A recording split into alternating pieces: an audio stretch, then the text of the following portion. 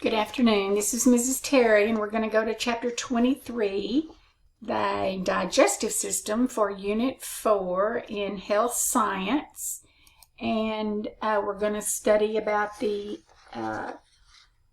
anatomy and physiology, including the 4 functions of the digestive system, the process of digestion and absorption, nerves, membranes, the digestive tract, etc. You can read the lesson plan there. Make sure you're looking at the notes that are on the PowerPoint because they contain important information. I also want to encourage you to listen to the previous video I did on Chapter 22, and at the same time, right thereafter, watch that video on Crash Course on the respiratory system. It really follows my video, and I think will give you a real true understanding of the functions of the respiratory tract. Make sure you know all of those terms and go through the multiple choice and all of that at the end of the chapter. The same on Chapter 23. Know all these key terms.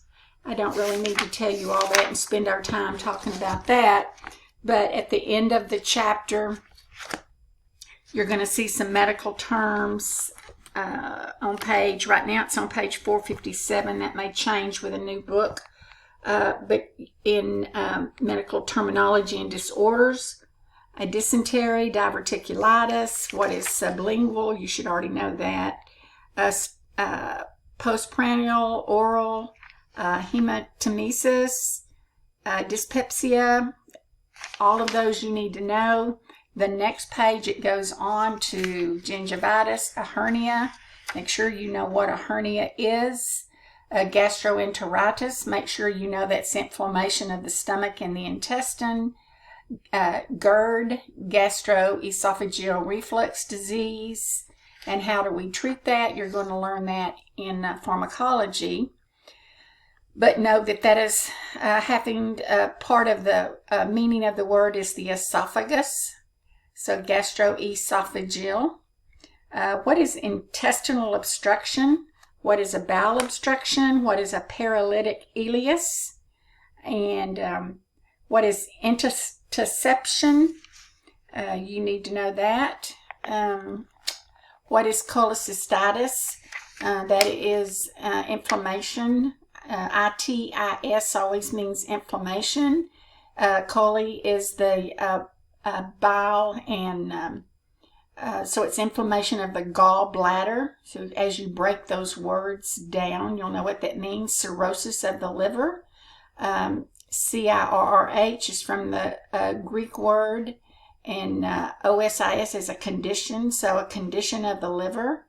So this is scarring of the liver in response to repeated destruction and regeneration of the liver cells. So people who have a liver disease from either alcohol or hemochromatosis, or they have portal vein hypertension, and all of that develops sometimes into cirrhosis of the liver. Hepatitis, pancreatitis, itis meaning inflammation of, hepatitis, inflammation of the liver. So as you learn those endings of the words, that will help you learn all that. So that there's 3 pages there of medical terminology and disorders at the end of your chapter that you must know. And then go on to look at the summary outline. You know, I tell you to outline your chapters.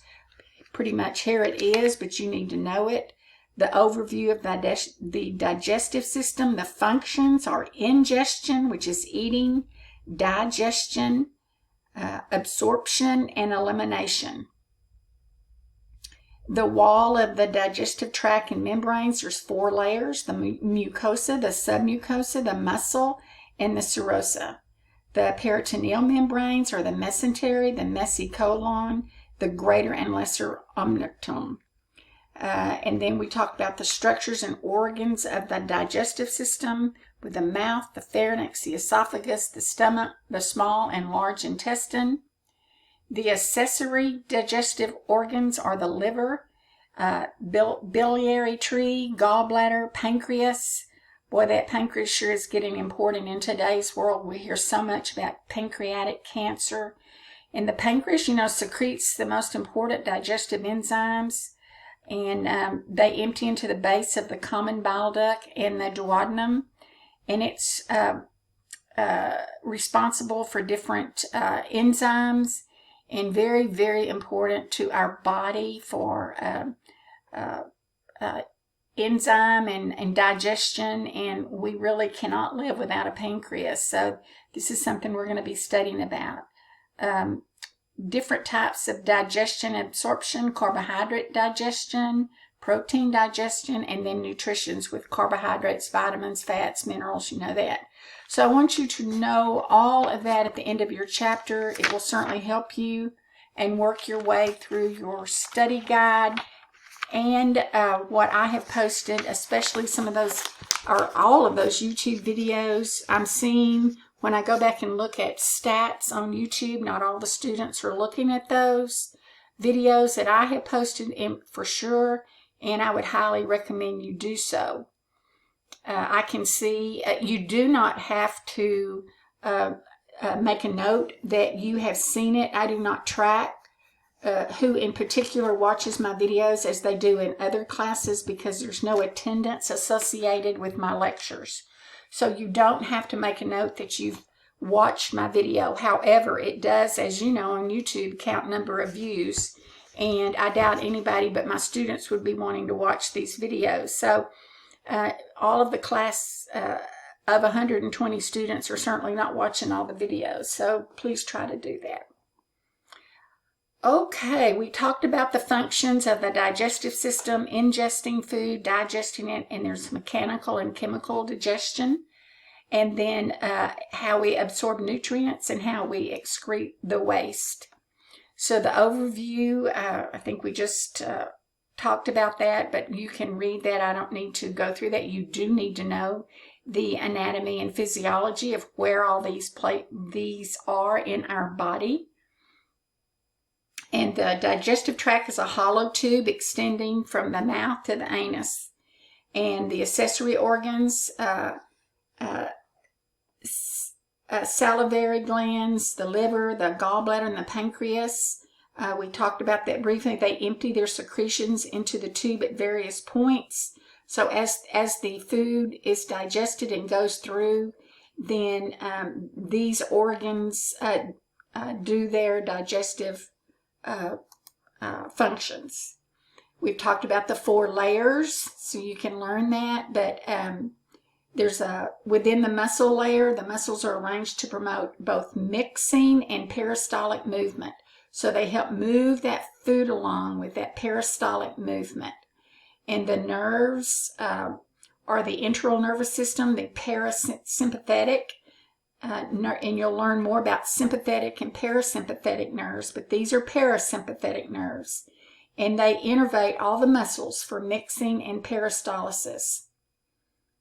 The glands that secrete the most important digestive enzymes and mucus are located in the mucosa and the submucosa, right here. So the enzymes and all that help digest our food are in there. And I always stand amazed at how the body works.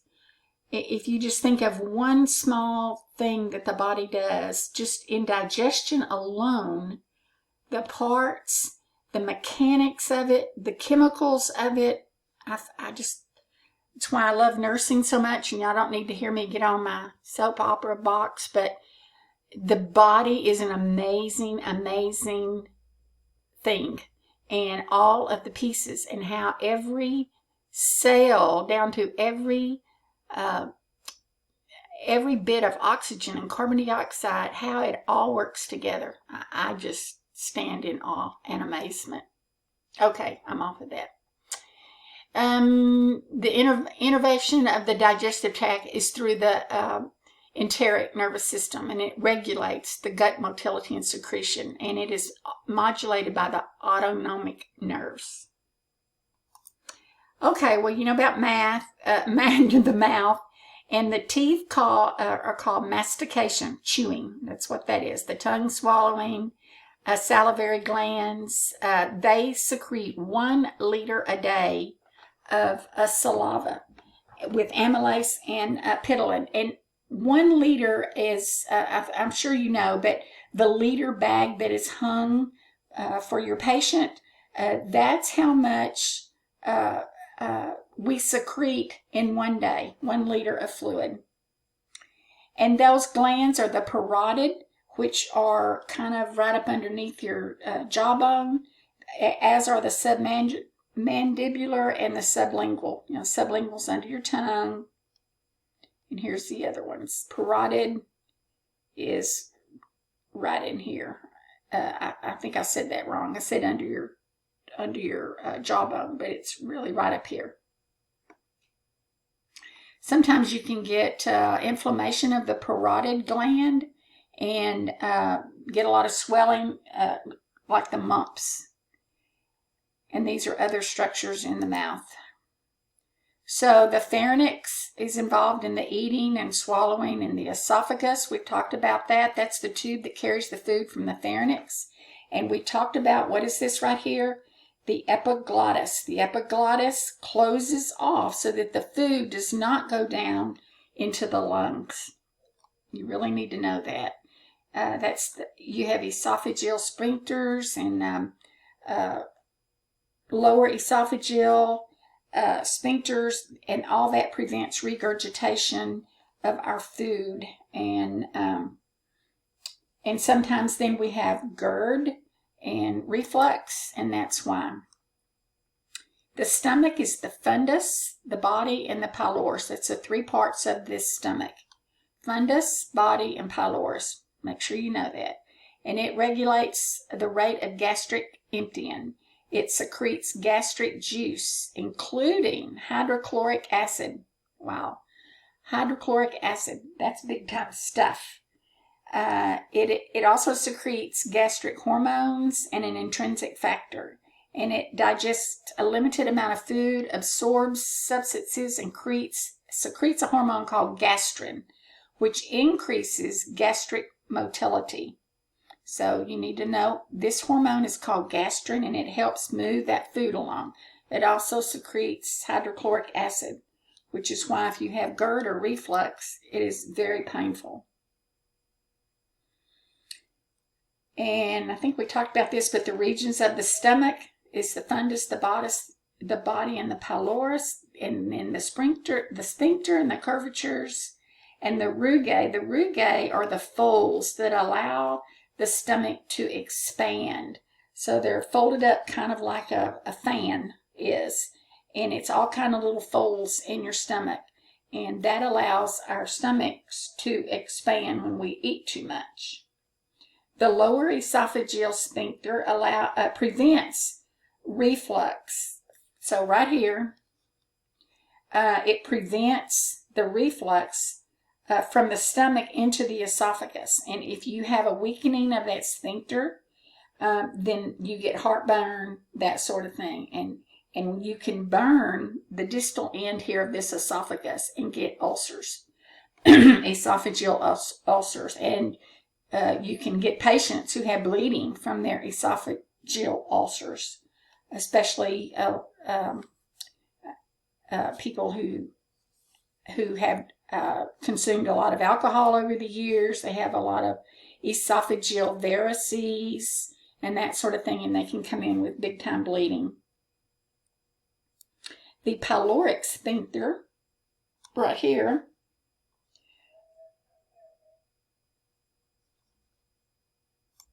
I had to leave for a few minutes, but we were talking about the regions of the stomach. You need to know all of those. I was looking on your blueprint, and 18 is the anatomy of the stomach. So here it is. 13 is also about the anatomy of the stomach. So you're going to be asked about different areas and their functions. Muscles of the stomach. There are different muscles: longitudinal, oblique, circular, and they mix and mass the chyme, which is what it's called. Once it gets into the stomach, it's called chyme. Once it mixes up with all the acid, etc. So they're circular, oblique, and longitudinal. You see, and they just go back and forth, and that's how they digest the food. And then we've talked about peristalsis. That's how the food then is moved. Remember what this is called? The rugae, R-U-G-A-E. You have glands in the stomach, mucous membrane, submucosa, and which are made of parietal cells, and the chief cell digestive enzymes. You need to know about parietal cells, hydrochloric acid, and an intrinsic factor. Vomiting is not a stomach event. It is emetic reflex that is controlled by the medulla oblongata. Remember we talked about the medulla oblongata and where it is in the brain. Okay, and number 12 on your blueprint is the anatomy of the small intestines. So here it is, the parts and functions. Duodenum, jejunum, and ileum. That's the three parts. They digest, absorb, and secrete hormones and digestive enzymes, what we call chyme. So once it leaves the stomach, it goes down into the small intestine. And then wrapped around the small intestine is the large intestine. Liver, gallbladder, pancreas. You need to know all these parts.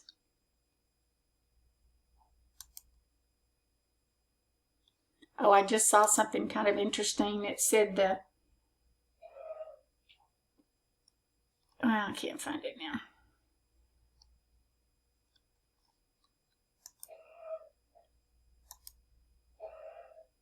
It said if you think of the Dow Jones Industrial, what people, when they have money in the stock market, the DJI, is how you can remember the parts of the stomach: duodenum, jejunum, and ileum. Dow Jones Industrial. So I had never heard that before. Okay, the small intestine absorbs. It has villi, which are full and increased area for absorption. So again, the small intestine has all these little villi, mucosal and submucosal and folds, and that's how they absorb all the nutrients. And the inside is composed of capillaries and lacteals. So all of that then helps send it through the blood system and the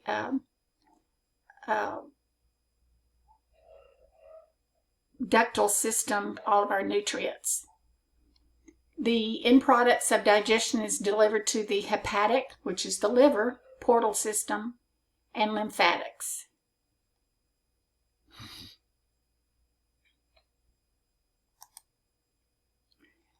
The peristalsis and small intestine absorption, it's waves, contraction and relaxation, pushes the food through, and the peristaltic movements.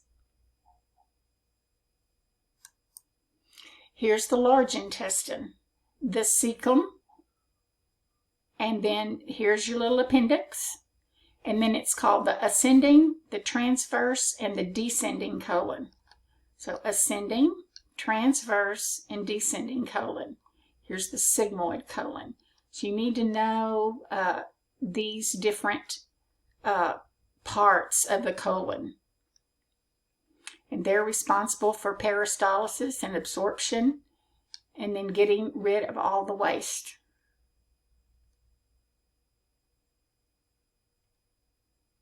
If you've ever had an appendectomy, we'll study about that later, but you know it's a lot of pain in the right upper quadrant, and it's a different kind of pain.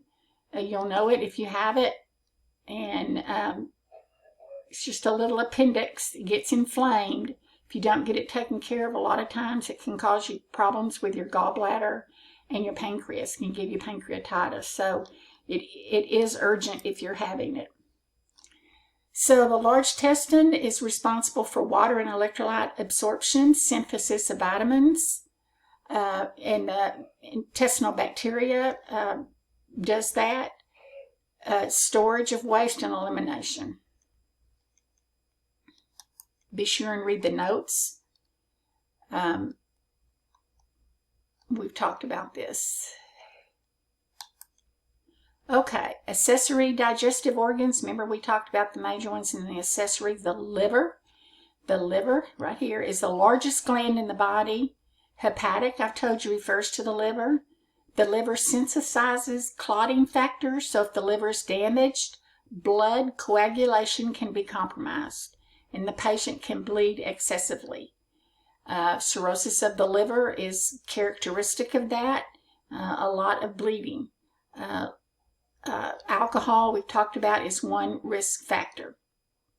So the liver, the stomach, the pancreas, all very, very, very, here's the gallbladder, stomach, here's the pancreas. It sits kind of in front of the stomach.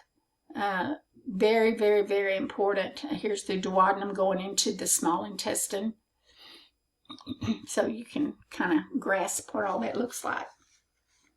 The liver contains two main lobes and is located in the mid and right upper abdominal quadrant. It's very large.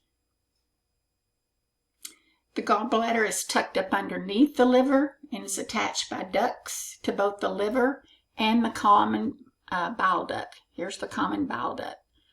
And used to, when people had their gallbladder out, they stayed in the hospital a week and they had a drain in there. And nurses had to go in every so many hours and empty that drain. And it literally was this color, green. Literally was green. And very interesting. But now they don't even do that. So anyway, the main pancreatic duct empties into the base of the common bile duct. So the pancreatic duct goes into the base of the common bile duct. Right here.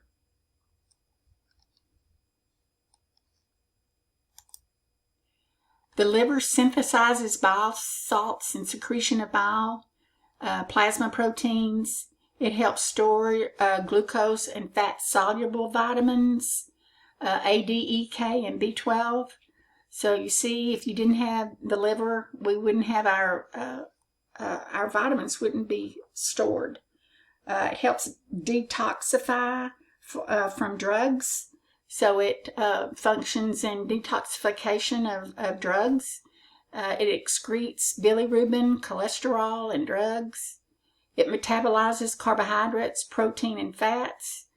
And it is responsible for phagocytosis, and that was in your last unit. So I want you to know the functions of the liver. And I am sure that that is one of your... you need to know the route food takes. You need to know about peristalsis. You need to know the anatomy of the large intestine, the biliary tree, the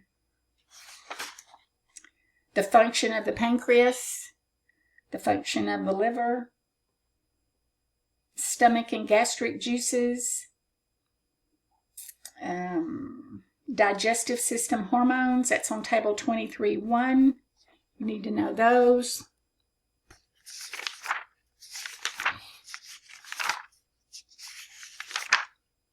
I'm looking that up real quick. Oh, so those are salivary enzymes, which is amylase, gastric enzymes, which is like pepsin, pancreatic enzymes, which is amylase and lipase, intestinal enzymes, sucrase, lactase, maltase, lipase, digestive aids, hydrochloric acid, we've talked about that. From the stomach, intrinsic factors, bile, mucus, and gastrin, we talked about that. From the stomach, stimulates gastric glands to secrete gastric juice, which increases the motility, and secretin. So all of those are the major secretions of the digestive system. So you see how all of those secrete and help digest proteins, polysaccharides, fats, peptides,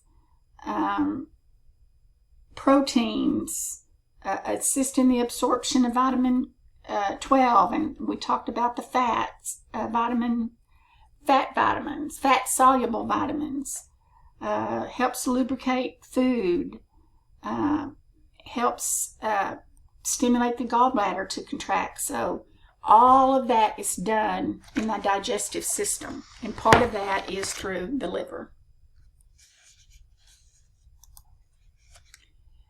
The hepatic portal system, that's the liver's blood vessels.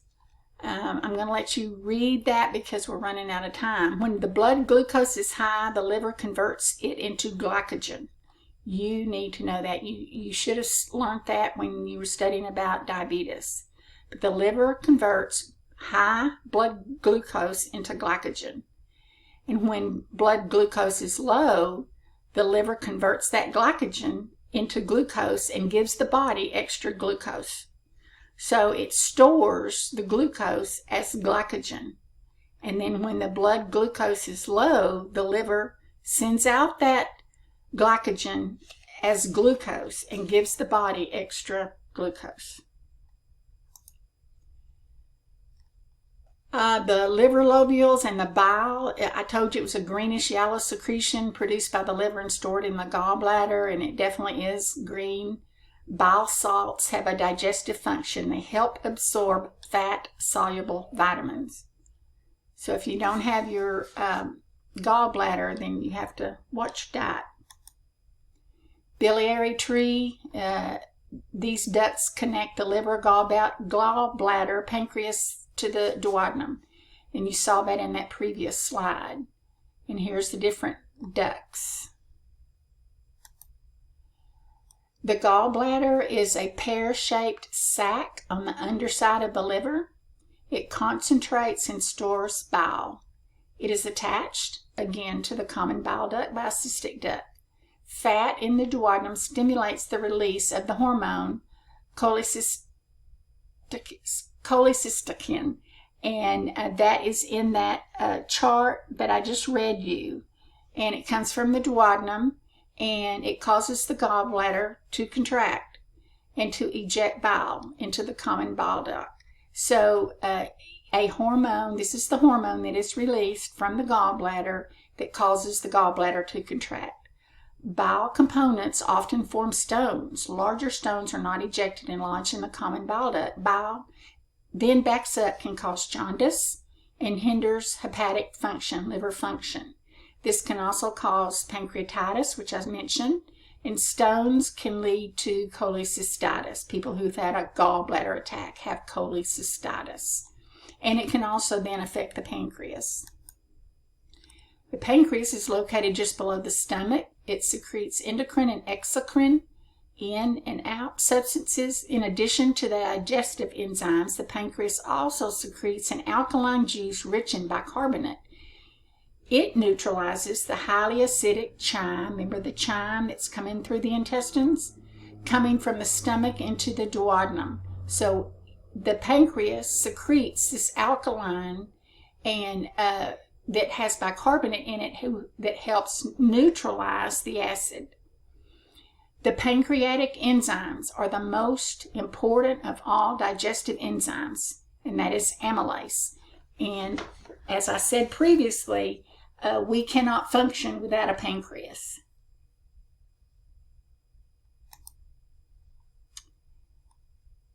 And now we're going to talk about digestion, absorption, and nutrition. Carbohydrates, they're polysaccharides, disaccharides, and monosaccharides. And you can read about those. Proteins are gastric hydrochloric. They unravel the strands of proteins, so that hydrochloric acid helps digest those proteins. Proteinase digests protein in amino acids, which are absorbed into the villi. So this enzyme helps digest protein, and it is absorbed into the villi, which are the little hairs in the stomach. And some of those are pepsin, that's in the stomach. Trypsin is in the pancreas. Chymotrypsin is in the pancreas, and enterokinase is in the duodenum. And I